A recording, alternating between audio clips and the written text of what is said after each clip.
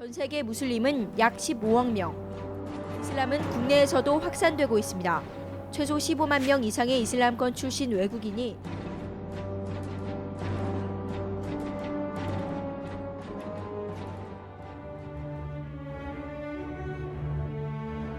이슬람이라는 종교를 믿는 모슬림들은 모하메드의 삶과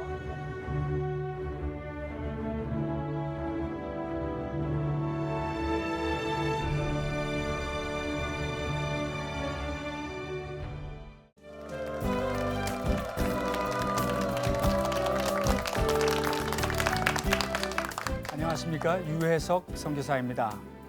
오늘 이 시간에는 기독교와 이슬람 무엇이 다른가에 대해서 같이 배워보도록 하겠습니다. 살라무 알리쿰. 알리쿰. 예, 고맙습니다.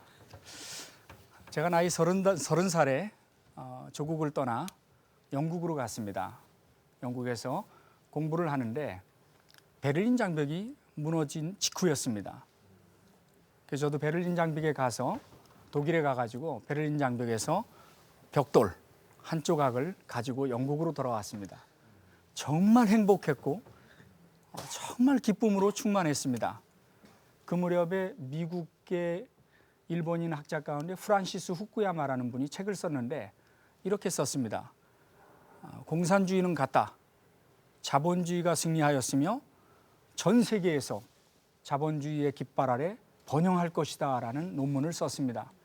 저희도 그렇게 생각했어요. 근데 제가 어느 날 런던에서 책을 읽게 됐습니다. 서점에 가서. 근데 The Great Reckoning, 위대한 심판이라고 하는 책인데 다가올 사회에 대해서 미래 학자들이 쓴 책입니다. 거기 16장에 이렇게 썼어요. 제목이 칼 마르크스가 가면 그 자리에 이슬람이 대신해서 전 세계는 녹색혁명이 일어날 것이다. 이슬람의 컬러가 녹색이거든요. 녹색혁명이 일어날 것이다 라고 썼어요. 저는 깜짝 놀랐어요. 이슬람이라고 하는 종교에 대해서 깊이 배워본 적이 없기 때문에요. 신학대학을 다녔고 또 신학교를 졸업했어요. 8년 동안이나 공부하는 동안에 그것도 비교 종교학에서 조로아스터교하고 같이 30분 배운 게 다였어요. 그래서 이슬람이라는 게 도대체 어떤 종교인지에 대해서 제가 영국에서 공부를 하게 됐습니다. 근데 이슬람에 대해서 공부를 하면서 깜짝 놀랐어요. 왜 그러냐 하면 기독교와 이슬람이 비슷해요. 꾸란의 60%가 구약 내용이에요. 꾸란의 6에서 7%가 신약 내용이에요. 그러니까 꾸란을 읽으면 성경에서 나와 있는 사건이 꾸란에 기록되어 있어요. 이름도 똑같아요. 또 비슷하기도 해요. 심지어 꾸란에는 출애굽기에 대한 내용이 27번 나와요. 그러니까 성경과 꾸란을 비교하면서 읽는데 얼마나 헷갈리는지 몰라요.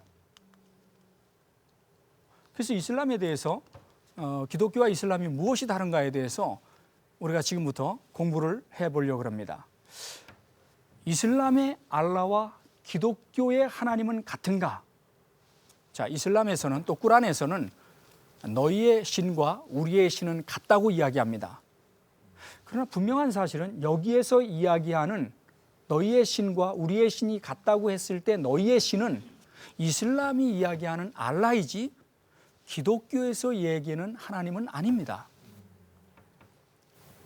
그런데 알라라는 이름은 똑같습니다. 왜 그러냐 하면 지금 중동의 인구가 2억 8천만 명인데 그 가운데 약 10%가 기독교인들입니다. 그러니까 전통적인 기독교인들입니다. 1세기 때부터 지금까지 내려온 기독교인들입니다. 그런데 이 기독교인들이 읽고 있는 아랍어 성경에는 하나님을 알라라고 써놨습니다. 따라서 이름은 똑같습니다. 제가 인터넷에 유해석이라는 이름을 쳐봤습니다. 근데 거기에 누가 나오냐면 디자이너 유해석입니다 라고 나옵니다. 그 사진을 보면 저하고 다릅니다. 이름이 똑같다고 해서 성품이나 외모가 같은 것은 아닐 수 있습니다. 기독교의 하나님과 이슬람의 알라는 그 성품, 그 인격에 차이가 있습니다. 이것을 전문 용어로 내재된 속성이라 그럽니다. 그런 면에 있어서 분명하게 차이가 있다라고 하는 것을 알아야 됩니다. 예를 들면 이겁니다. 기독교에서의 하나님은 내주하시는 하나님입니다. 성령을 통하여 우리 안에 거하시는 하나님, 이런 개념인데 이슬람의 알라는 그런 개념이 아닙니다. 물론 꾸란에 보면 2장 115절에 알라는 동쪽과 서쪽이 알라에게 있나니 이렇게 얘기합니다. 그러니까 알라는 동쪽에도 있고 서쪽에도 있고 심지어 혈관 가까이에도 있다고 얘기하지만 사람 속에 내주하시는 알라는 아닙니다. 그런 면에 있어서 이슬람의 알라와 기독교의 하나님은 차이점이 있다. 이슬람에서는 원죄가 없습니다. 이슬람에서는 왜 원죄가 없냐면 아담과 하와가 죄를 지은 건 맞습니다. 그런데 이 지구상에서 죄를 지은 게 아니라 저 천국에서 죄를 지어가지고 그 죄에 대한 대가로 이 지구상에 떨어졌다고 믿습니다. 따라서 천상에서 지었던 죄에 대한 대가를 이미 받은 겁니다. 그래서 이슬람은 원죄가 없습니다. 태어날 때부터 인간은 하얀 백지장과 같이 태어난다고 믿습니다. 거기에다가 각자가 짓는 죄에 대하여 자기가 책임을 져야 된다고 이야기합니다. 알라가 인간을 약하게 만들기는 했고 죄를 짓는 존재로 만들었지만은 인간이 원죄를 가지고 태어나는 것은 아니다라고 이슬람에서는 이야기합니다. 이슬람에서 큰 죄가 뭐냐? 불신입니다. 알라를 믿지 않는 것이 불신입니다. 그리고 이슬람에서는 원죄가 없으니까 다른 사람이 나의 죄를 구속하기 위하여 대신 죽음을 당했다라는 것을 믿을 수가 없습니다. 그걸 인정할 수가 없습니다. 왜? 원죄가 없으니까요. 예, 이것이 이슬람에서의 구원관입니다.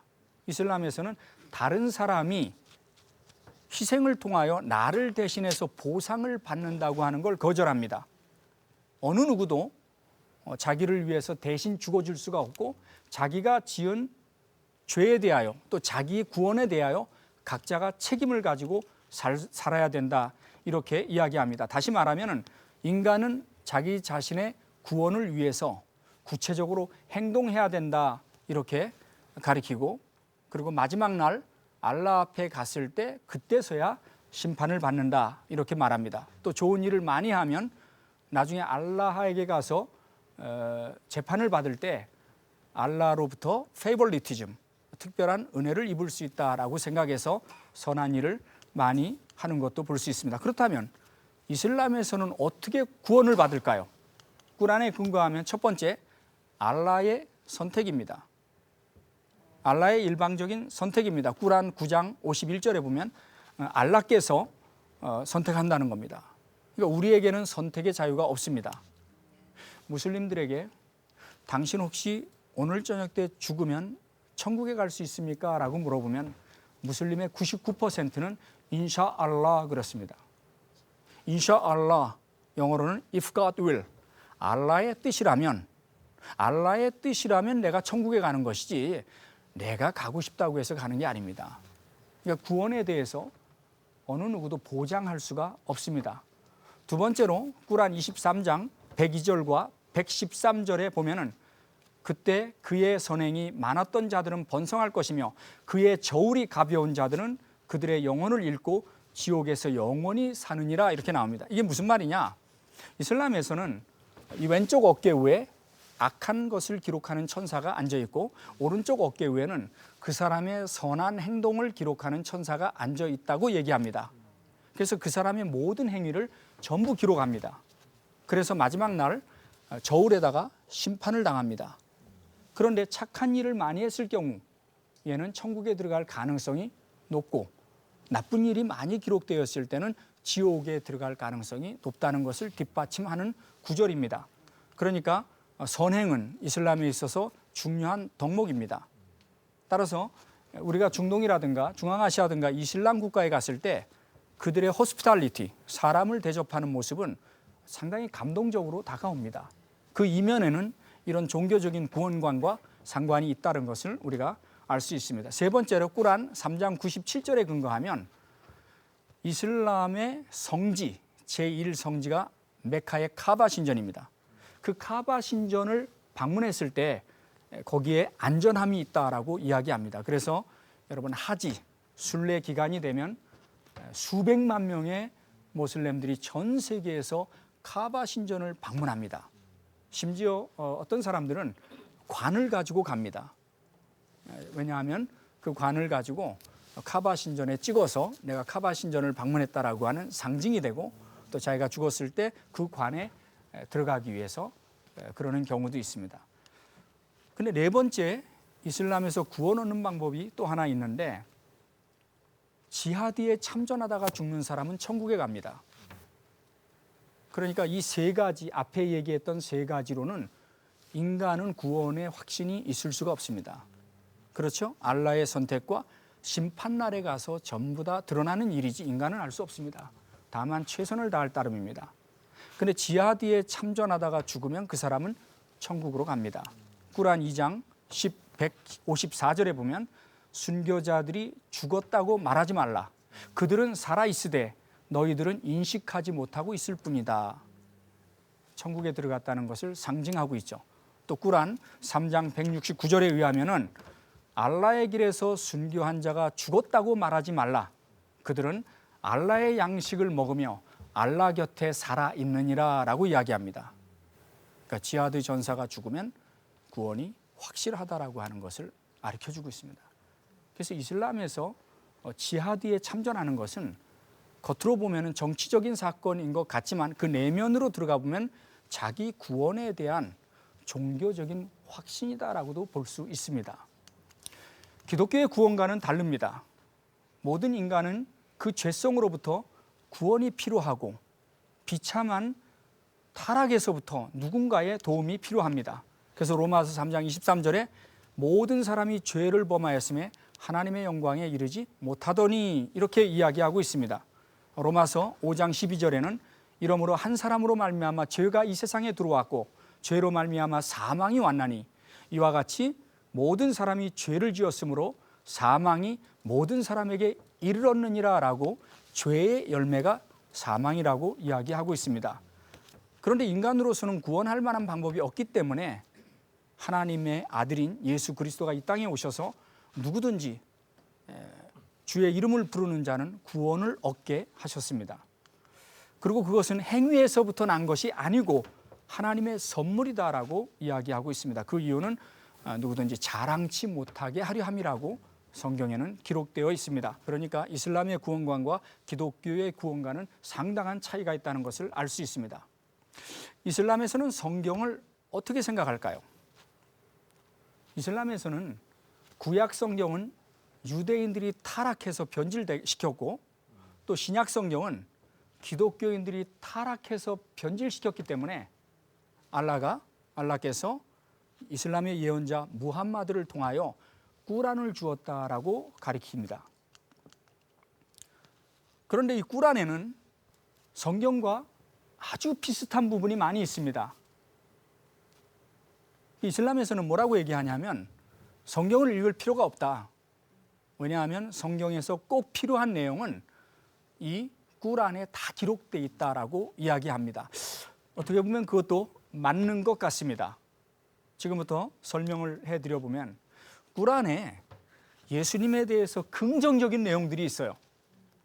아주 상당히 저와 여러분들이 듣기에 정말 참 신기할 정도로 꾸란에 예수님에 대해서 긍정적으로 표현해 놨습니다. 첫 번째, 예수님이 동정녀 탄생하셨습니다.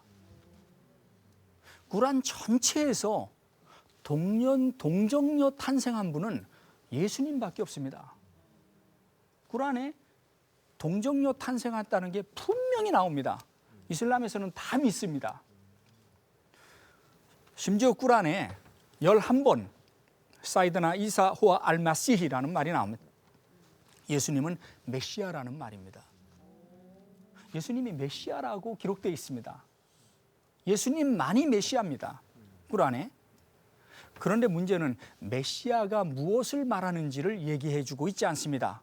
메시아가 무엇을 의미하는지 이사야서에 나와 있는 또 그 예언의 성취로서의 예수님의 탄생, 이 개념은 존재하지 않고 이름으로서의 메시아로 표현되어 있습니다. 그러나 분명히 예수님은 메시아라고 표현되어 있습니다.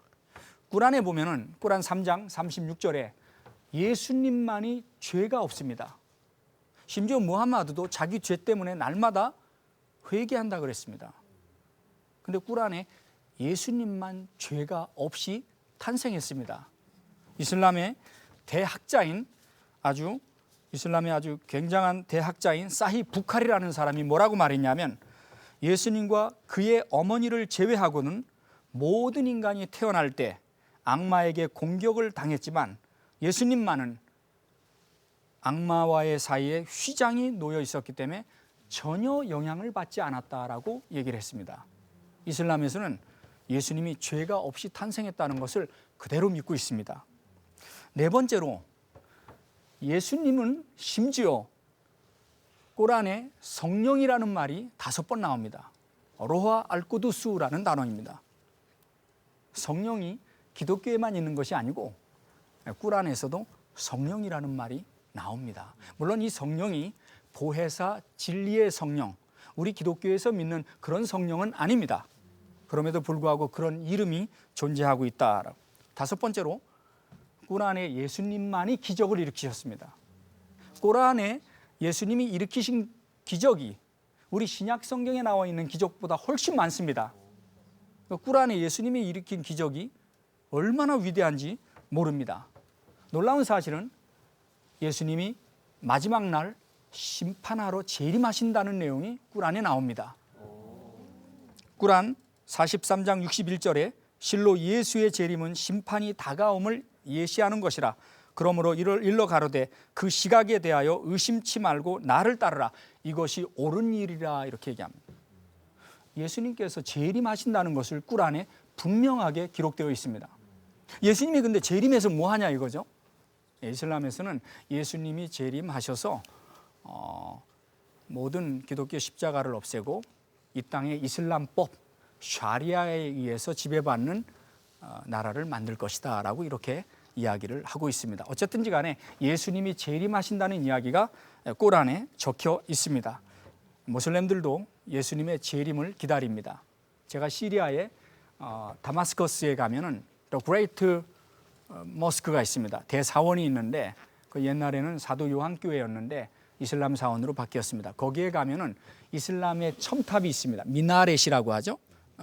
미나렛이 첨탑이 3개가 있는데 그 가운데 왼쪽에 있는 첨탑이 사이드나 이사 미나렛입니다. 그게 뭐냐 하면 예수님께서 사이드나 이사가 예수님 선지자 예수님 첨탑인데 예수님께서 재림하실 때 그쪽으로 재림하신다라고 모슬렘들이 이야기하는 것을 들었습니다.